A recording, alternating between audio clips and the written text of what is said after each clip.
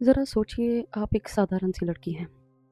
एक छोटे से पहाड़ी शहर में पली-बड़ी, सीधी-सादी, अपने माँ-बाप की इकलौती उम्मीद। और फिर आपकी शादी एक ऐसे परफेक्ट घर में होती है। यहाँ कोई दहेज नहीं माँगा जाता, कोई माँग नहीं। घर बड़ा, बहुत पैसा और सब लोग आपको प्यार देते हैं। शुरू-शुरू में आपको लगता है कि भगवान ने सारी तकलीफ़ों का बदला खुशियों से दे दिया। लेकिन फिर धीरे-धीरे एक-एक करके ऐसी चीज़ें सामने आती हैं जो किसी भी इंसान को अंदर तक हिला देती हैं। तो आइए शुरू करते हैं आज की कहानी। दोस्तों, आज की कहानी सुनीता नाम की लड़की की है। सुनीता का इंसिडेंट शुरू होने से पहले हम जानते हैं कि सुनीता की लाइफ कैसे थी और उसके परिवार में कौन-कौन था, क्योंकि उसकी चीज़ों को समझने के लिए ये सब जानना बहुत ज़रूरी है। सुनीता का एक भाई था और माँ-बाप थे। बचपन में उसके भाई को कोई लीवर की प्रॉब्लम हो गई और 6-7 वर्ष में उसकी डेथ हो गई। अब सुनीता अपने माँ-बाप का अकेला सहारा थी। उसकी माँ उसके भाई के गम में बहुत रोती थी और वो डिप्रेशन में चली गई। उसके बाप का भी बहुत बुरा हाल था, पर जैसे-तैसे करके सुनीता ने अपने पापा को सँभाला और उनकी लाइफ धीरे-धीरे बैक टू नॉर्मल होने लगी। सुनीता ने ग्रेजुएशन कंप्लीट की और वो हिमाचल अपने गाँव के पास एक स्कूल में टीचर की जॉब करने लगी। अब सुनीता करीब 25-26 साल की हो चुकी थी और सुनीता के पिताजी ने डिसाइड किया कि सुनीता के लिए एक अच्छा लड़का देखते हैं। उन्होंने आस-पास भी कुछ लड़के देखे, पर किसी से बात नहीं बनी। अब यहाँ पे एक चीज़ मैं बता दूँ कि सुनीता का एक चाचा था, जो मुंबई में रहते थे और वो वहाँ पे किसी बिज़नेसमैन के साथ काम करते थे। वो उनके अकाउंट्स वगैरह हैंडल करते थे। वो बहुत पहले ही मुंबई शिफ्ट हो गए थे, तो वो वहाँ पे ही रहते थे और वो 3-4 साल बाद कहीं कभी गाँव में आते, मिलते, रहते 2-4 दिन और फिर वापस अपने परिवार के साथ मुंबई वापस चले जाते। अब उनकी अच्छी बनती थी अपने चाचा के साथ। एक दिन सुनीता के पिताजी ने उसके चाचा को कहा कि सुनीता अब बड़ी हो गई है, तो इसके लिए कोई लड़का देखते हैं। अगर तुम्हारी नज़र में कोई अच्छा लड़का होगा तो प्लीज़ बताना, है ना? जैसे नॉर्मली इंडियन पेरेंट्स करते हैं। करीब 1 महीने बाद सुनीता के चाचा का फ़ोन आता है और वो बताता है कि यहाँ मुंबई में ही जिनके साथ वो काम करता है, उनके फ्रेंड सर्कल में एक और बिज़नेसमैन है, तो उनका लड़का है। वो अपने लड़के के लिए लड़की देख रहे हैं। वो बहुत अमीर लोग हैं, बहुत पैसे वाले हैं, पर उनको कुछ नहीं चाहिए। वो कोई डिमांड नहीं रखते। वो बस एक सुशील, पढ़ी-लिखी और अच्छी लड़की चाहते हैं जो उनका घर सँभाल सके। ये सुन के पहले तो सुनीता के पिताजी बोलने लगे, नहीं नहीं, वो बिजनेसमैन है और हम तो वही मीडियम लोग, हम कैसे कर सकते हैं। तो उसके चाचा ने बोला कि नहीं, वो नॉर्मल लड़की ही चाहते हैं। वो बहुत अच्छे लोग हैं, दिल के बहुत साफ़ हैं, वो कोई दिखावा नहीं करते। तो उनको है कि उनके घर पे जो भी बहू आए वो संस्कारी है, अच्छी हो, घर को सँभालने वाली हो, उनको कुछ नहीं चाहिए। ये सुन के सुनीता के पिताजी बोले, चलो ठीक है, तुम देख लो, अगर तुम्हें अच्छा लगता है तो कोई बात नहीं, एक बार बातचीत करके देख लेते हैं। ये सभी लोग मुंबई गए, उनके घर पे मिले, उनको सब अच्छा लगा। ऑब्वियसली अच्छा तो लगना ही था। ये लोग एक मीडियम क्लास के लोग थे और वो बहुत अमीर लोग। एक अच्छा बड़ा घर, वो भी मुंबई में, और एक अच्छी लाइफ़स्टाइल, 2-3 गाड़ियाँ, घर में नौकर, सब परफेक्ट लग रहा था। ये सब देख के सुनीता के पिता से रहा नहीं गया और उन्होंने पूछा कि आप तो इतने अमीर लोग हैं और वो आपको तो बहुत अच्छी लड़कियों के रिश्ते आते होंगे और अच्छी लड़कियाँ मिल भी सकती हैं, तो फिर आप सुनीता को ही क्यों अपने घर की बहू बनाना चाहते हैं? तो इस बात पे उस लड़के की माँ ने बहुत अच्छे से रिप्लाई किया कि भाई साहब, हमारे पास पैसा तो बहुत है, बहुत अच्छी लड़कियाँ भी आती हैं, पर आपको पता ही है कि मुंबई का लाइफ़स्टाइल कैसे है। लड़कियाँ कितने ड्रग्स लेती हैं, रात को पब्स में जाती हैं, है ना? अच्छे से बातचीत नहीं करती, अपने माँ-बाप के कहने में नहीं है। तो हमें था कि हम कोई अच्छी-सी, सिंपल-सी लड़की लेके आएँ, जो हमारे घर को अच्छे से रखे। तो सुनीता के पिताजी को लगा कि ठीक है, हो सकता है कि ये लोग दिखावा नहीं करते, ये बिज़नेसमैन तो हैं, अमीर तो हैं, पर वो एक सिंपल सी लाइफ़ भी जी रहे हैं, तो उनको सिंपल ही लड़की चाहिए। तो सुनीता के पिताजी ने हाँ बोल दी। अब मैं यहाँ बता दूँ कि सुनीता के हस्बैंड का नाम विशाल था। करीब 6 महीने बाद सुनीता और विशाल की शादी हो गई। अब सुनीता बहुत खुश थी, उसको लग रहा था कि भगवान ने उसकी सुन ली, उसको इतनी खुशियाँ दे दी जो जो उसने सोचा भी नहीं था। नॉर्मल सी बात है, हम जैसे अगर मीडियम जो वर्क के लोग होते हैं वो एक आलीशान लाइफ़स्टाइल में जाएँ तो लगता ही है कि यार ये तो बड़ा अच्छा है, कोई काम नहीं है घर पे, सब नौकर-चाकर हैं, कोई पैसे की टेंशन नहीं, कहीं आने-जाने की टेंशन नहीं, कोई ये तो बड़ा अच्छा है, ये तो बिल्कुल ही उल्ट हो गया है ना, इतना तो मैंने भगवान से माँगा भी नहीं था। सुनीता ये सब सोच रही थी। और उसके जो सास-ससुर थे वो भी बहुत अच्छे थे, वो उसको बहुत प्यार करते थे, किसी चीज़ की रोक-टोक नहीं करते थे, कोई उसको काम के लिए नहीं बोलता था और विशाल बहुत अच्छे से पेश आता था। उन लोगों ने कभी भी सुनीता को ये एहसास नहीं करवाया कि तुम हमसे डाउनग्रेड हो, तुम हमसे जैसे हम बोल सकते हैं कि गरीब हो। उन लोगों ने ये चीज़ का कभी भी एहसास नहीं करवाया था और ये देख के सुनीता बहुत खुश होती थी कि हाँ, ये लोग बड़े अमीर तो हैं ही बट बड़े सिंपल हैं और बड़े डाउन टू अर्थ हैं कि ये लोग इस चीज़ का मुझे कभी भी फ़र्क नहीं पड़ने देते कि मैं एक मीडियम परिवार से आई हूँ। उसकी ननद भी बहुत हँसी-खुशी उसके साथ रहती थी, वो भी उसके साथ बहुत अच्छे से पेश आती थी। सब नॉर्मल चल रहा था, सब नॉर्मल। वो शादी के बाद घूमने गए, रोज़ खाना खाने बाहर जाते, उसको बड़े-बड़े शॉपिंग मॉल में ले जाया जाता, वो बहुत सारी शॉपिंग करती, बहुत सारी ज्वेलरी खरीदती, वो बहुत खुश थी। अब ऐसे करते-करते उसको पता ही नहीं चला कि उसकी शादी को 1 साल हो गया। वो खुश रहती, कई बार वो हिमाचल जाती, वहाँ पे महीना 2 महीने रह के आती, फिर वापस अपने ससुराल में आ जाती, सब नॉर्मल चल रहा था। अब थोड़ा-सा उसको चेंज चाहिए था जैसे, है ना? हर बंदे को चेंज चाहिए होता है, तो उसने सोचा कि यार मैं सारा दिन घर पे अकेली होती हूँ, कोई काम नहीं होता तो मैं क्यों ना कोई जॉब ही कर लूँ या फिर अपने हस्बैंड के साथ उसके बिज़नेस में हेल्प ही कर दूँ।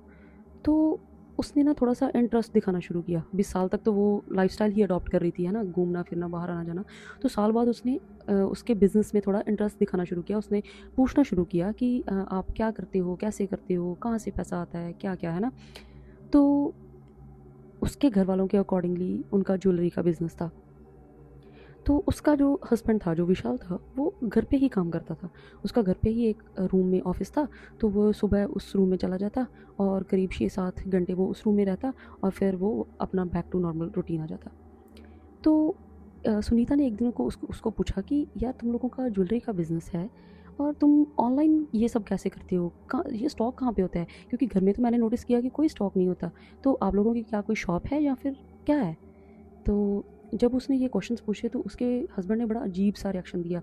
मतलब उसके किसी भी सवाल का अच्छे से जवाब नहीं दिया और बोला, "तुम्हें क्या ज़रूरत है ये सब जानने की? तुम क्यों पूछ रही हो? सब नॉर्मल तो है, तुम्हें पैसा मिल रहा है, तुम अपना ज़िंदगी अच्छे से बिता रही हो, तो तुम्हें क्या लेना-देना?"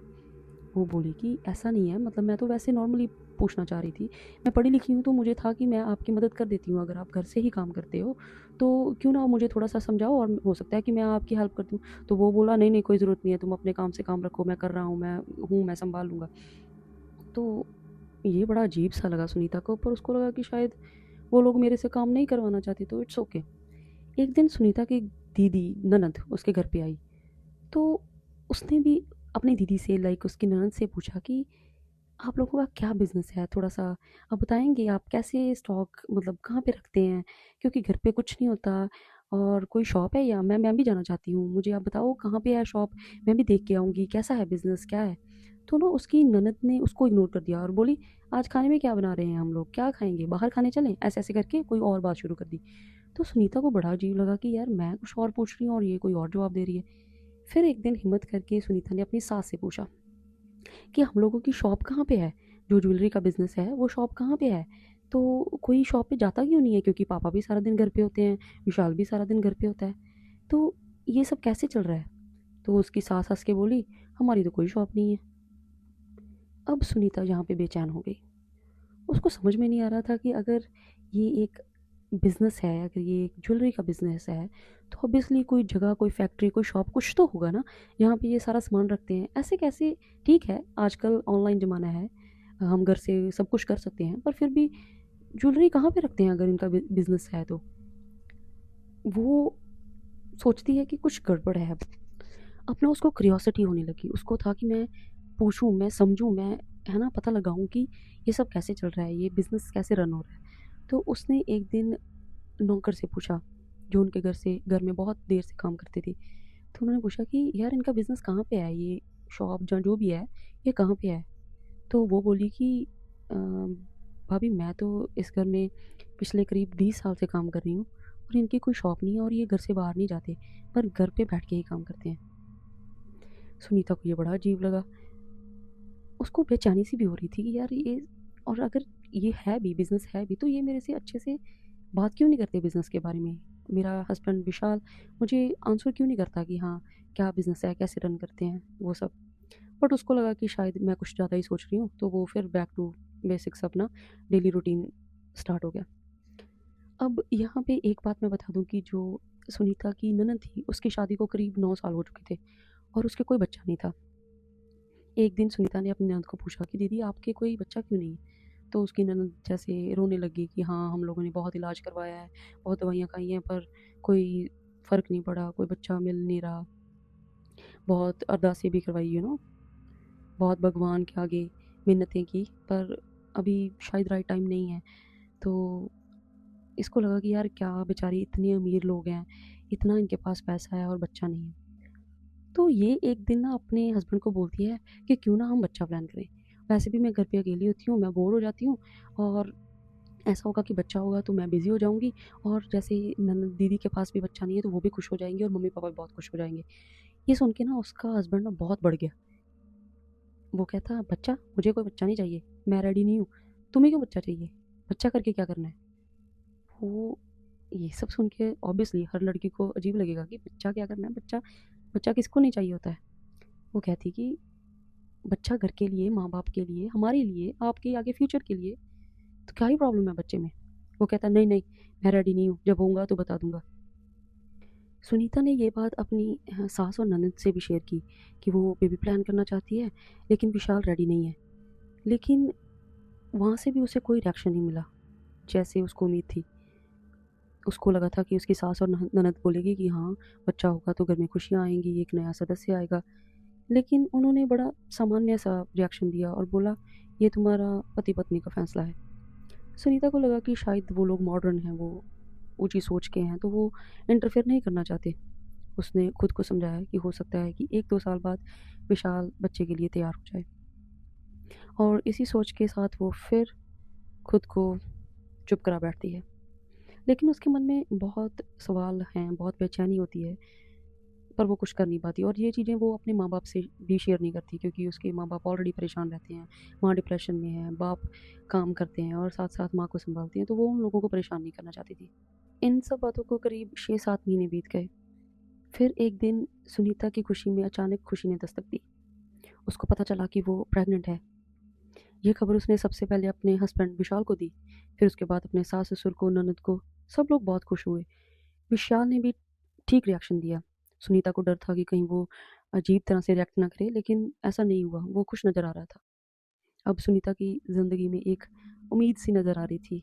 उसका खूब ध्यान रखा जा रहा था, उसको स्पेशल ट्रीटमेंट मिलने लगा।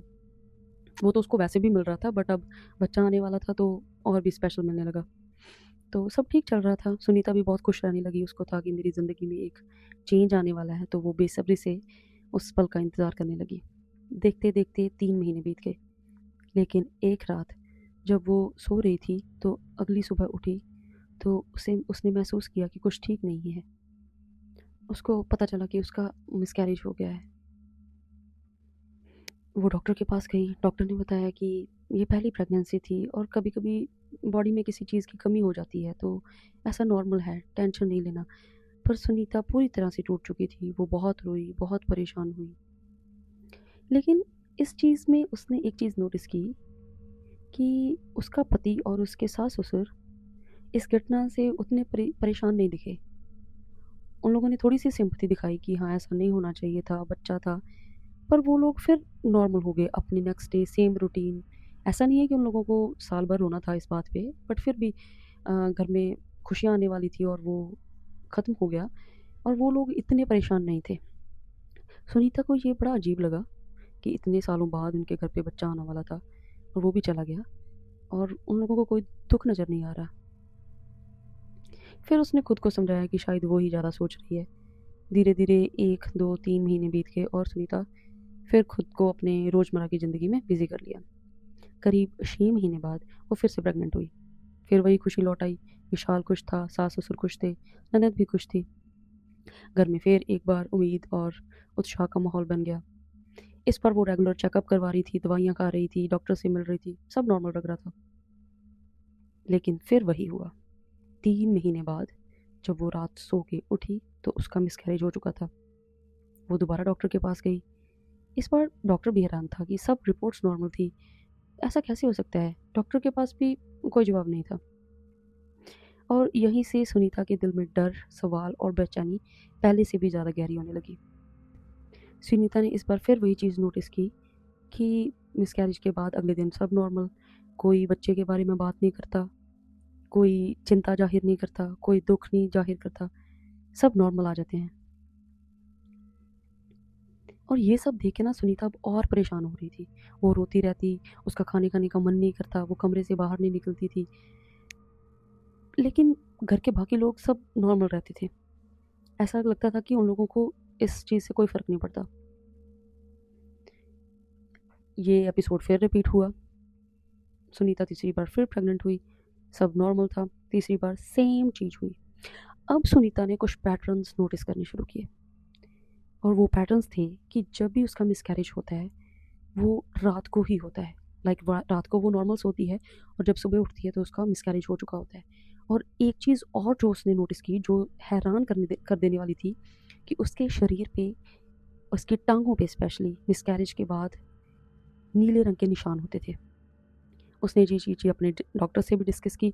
डॉक्टर ने वही नॉर्मल कि शायद किसी चीज़ की कमी हो जाती होगी इसीलिए वो निशान पड़ते हैं। पर सुनीता ये सोचती थी कि ऐसी क्या कमी होती है जो एक रात में ही होती है और 2-3 दिन में वो निशान ठीक हो जाते हैं। अब वो बहुत परेशान हो गई थी, वो बहुत टूट चुकी थी अंदर से। और एक और बात जो उसको अजीब लगती कि जितनी बार भी उसका मिसकैरेज होता था तो नॉर्मल तो होते ही थे उसके घर वाले, पर वो ना बहुत 2-3 दिन में बहुत बिज़नेस, पैसे, घूमने-फिरने की बातें करने लगते थे। जैसे वो बहुत खुश मिजाज से हो जाते थे। अब सुनीता को साफ-साफ लगने लगा था कि ये कोई इत्तेफाक नहीं है, ये कुछ तो गड़बड़ है। कुछ समय बाद उसके घर में फिर खुशी आई। अब जब चौथी बार सुनीता प्रेग्नेंट हुई, तो उसने डिसाइड किया कि वो किसी को ये बात बताएगी ही नहीं। उसको लगा कि यार हर बार मेरा मिसकैरेज हो जाता है, हर बार ये लोग खुश होते हैं और बाद में ऐसा दुःख होना पड़ता है और मैं बहुत परेशान हो जाती हूँ। तो ऐसा करती हूँ कि इस बार ना किसी को बताती नहीं हूँ। जब मेरी डिलीवरी का टाइम पास आएगा तो बता दूँगी। तो उसने सोचा कि क्यों ना मैं अपने हिमाचल अपने माँ-बाप के पास जाऊँ, मेरा टाइम भी निकल जाएगा और उन लोगों को भी अच्छा लगेगा और ऐसा करके इन लोगों को भी पता नहीं चलेगा कि मैं प्रेग्नेंट हूँ।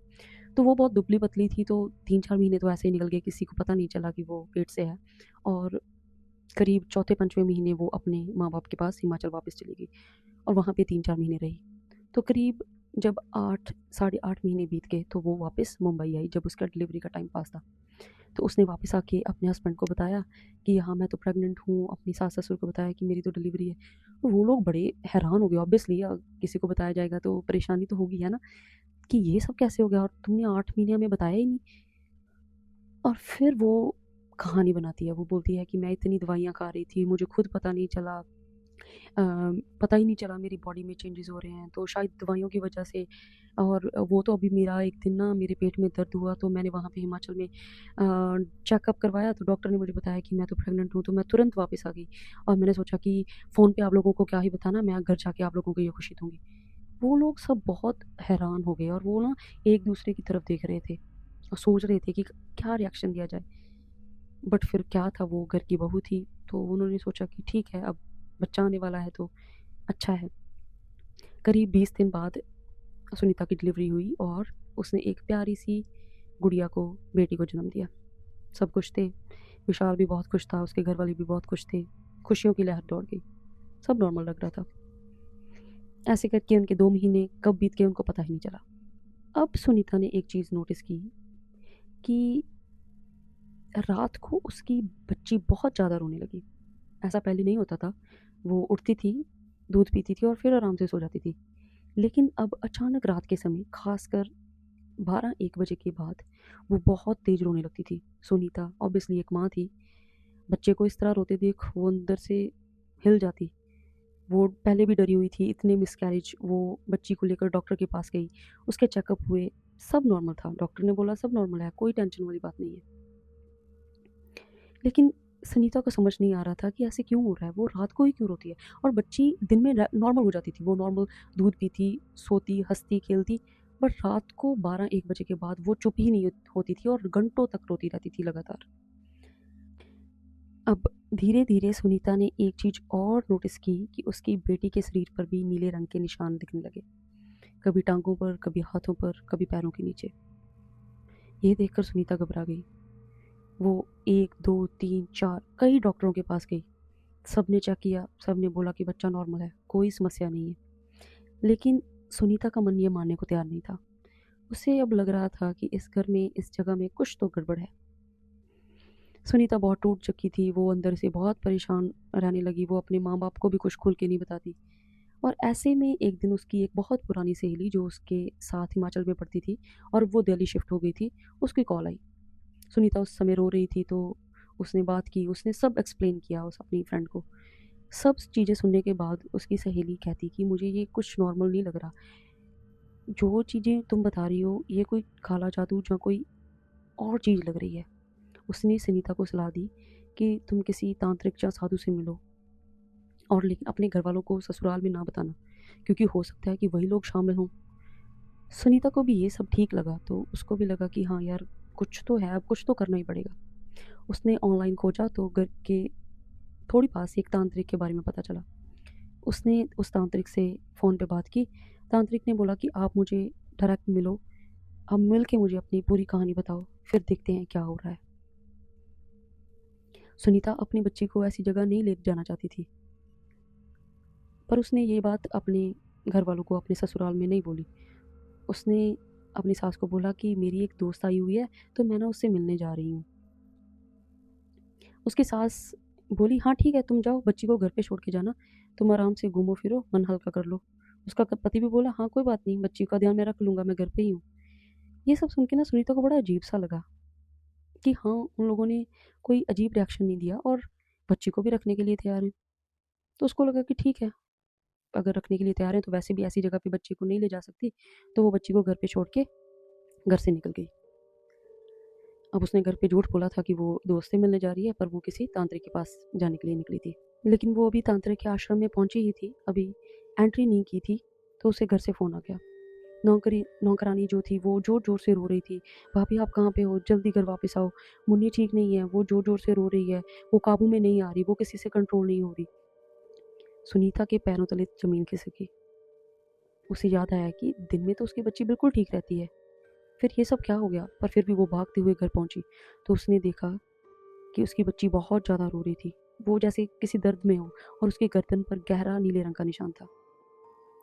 अब सुनीता को पूरा यकीन हो गया कि ये कोई मेडिकल प्रॉब्लम नहीं है, ये कुछ और है जो बहुत डरावना है। लेकिन घर में उसके सास-ससुर, पति मौजूद था, इसलिए उसने अपने डर को छुपाया, नॉर्मल बनने की कोशिश की और किसी तरह अपनी बच्ची को शांत किया। पर उसको ये समझ में आ गया था कि अब उसको इस जगह पे नहीं रहना, अब उसको यहाँ से निकलना है और पता करना है कि ये सब क्या है। कुछ दिन बाद उसने अपने पति से बोला कि मैं अपने मायके जाना चाहती हूँ। उसने बहाना बनाया कि मेरी माँ की तबीयत ठीक नहीं है और उसका मन घुट रहा है, तो मुझे भी पोस्टपार्टम डिप्रेशन सा हो रहा है। अब ये पहली बार हुआ कि उसके सास-ससुर और उसका हस्बैंड उसको मायके जाने से रोक रहा था। उन लोगों ने बहुत जिद की कि तुम मायके नहीं जाओगी, यहाँ पे रहोगी, बच्चा छोटा है, ऐसे नहीं जाने देंगे। पर जैसे कैसे तैसे करके सुनीता ने उन लोगों को मना लिया। वो अपने मायके की गई और वहाँ एक चमत्कार हुआ। अब हिमाचल पहुँचते ही बच्ची बिल्कुल नॉर्मल हो गई। उसका रात को रोना बंद हो गया, नीले निशान गायब हो गए, बच्ची चैन से सोने लगी, अच्छे से दूध पीने लगी, नॉर्मल लग रहा था। अब सुनीता को पूरी तरह से यकीन हो गया कि उस घर में ही कुछ गड़बड़ है। उसने अपने पिता को सारी सच्चाई बताई और फिर वो अपने गाँव के पास एक तांत्रिक के पास गए और जो उस तांत्रिक ने बताया, वो सुन के आप लोग हैरान हो जाओगे। तांत्रिक ने कहा, जिस घर में तुम्हारी शादी हुई है, वहाँ पे 2 जिन कैद हैं। तुम्हारे सास-ससुर ने उन जिन को अपने काम करवाने के लिए कैद करके रखा हुआ है। उनकी दौलत, शान-ओ-शौकत, पैसा, वो सब जिन्नों की ही देन है और जिन्न बदले में बलि माँगते हैं। तुम्हारे 3 मिसकैरेज उस बलि का नतीजा था। चौथी बार भी बलि तुम्हारी बेटी की ही होने वाली थी। जिस दिन तुम घर से बाहर गई थी उस दिन तुम्हारी बच्ची की बलि देने वाले थे वो लोग। अगर तुम टाइम से घर पे ना आती तो बच्ची जिंदा नहीं होती। वो नौकरानी की फ़ोन की वजह से तुम्हारी बच्ची बच गई, और अगर उन लोगों को ज़रूरत पड़ती तो वो अगली बलि तुम्हारी भी हो सकती थी। ये सुन के सुनीता पूरी तरह से टूट गई। उसके पिता ने ये सब उसके चाचा को बताया, जिन लोगों ने ये रिश्ता करवाया था, और चाचा ने भी बाहर से बाहर चुपचाप जांच करवाई। तो एक और सच्चाई, खौफनाक सच्चाई सामने निकल कर आई। वो ये थी कि विशाल की ये पहली शादी नहीं थी। उससे पहले भी उसकी 2-3 शादियां हो चुकी थी, और उन सभी औरतों की रहस्यमय तरीके से मौत हो चुकी थी। सुनीता उनमें से सिर्फ अकेली थी जो जिंदा बच निकली। गाइज, ये थी आज की सच्ची सुनीता की कहानी। This is a real story. ये कोई मेड अप स्टोरी नहीं है, ये कोई ऐसे बनाई हुई स्टोरी नहीं है, ये एक सच्ची सुनीता की स्टोरी है। गाइज, मैं इस चैनल पे और ऐसी स्टोरीज़ लेके आप लोगों के सामने आऊँगी। Please like, share and follow my channel.